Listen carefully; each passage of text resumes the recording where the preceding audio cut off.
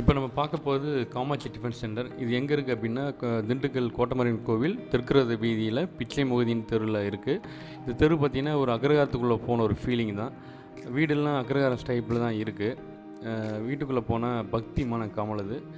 ஒரு வெஜ் ஹோட்டலுக்கு உண்டான அப்பியரன்ஸ் தான் அங்கே இருக்குது. ஆனால் அங்கே வந்து எல்லா ஐட்டமும் கிடைக்கும்.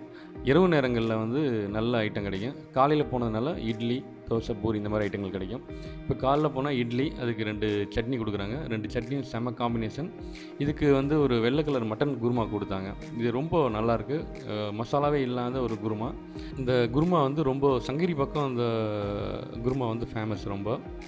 அதுக்கப்புறம் மட்டன் சாப்ஸ் கொடுத்தாங்க. இது அப்படியே கறி நல்லா சாப்பிட்டு பஞ்சு மாதிரி வெந்திருக்கு. சாப்பிட்றதுக்கு ரொம்ப சுவையாக இருக்குது. ஒன்லி பெப்பர் மட்டும் தான் போட்டிருக்காங்க. காரம்லாம் அதிகம் கிடையாது.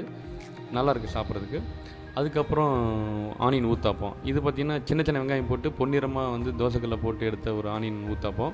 சாப்பிட்றதுக்கு செம்ம டேஸ்ட்டாக இருக்குது. இதுக்கும் அதே வெள்ளை கலர் குருமா தான். நல்லாயிருக்கு. 2 காம்பினேஷன். சட்னி செம காம்பினேஷன். தக்காளியும் தேங்காய் சட்னியும் செம காம்பினேஷன் நல்லாயிருக்கு.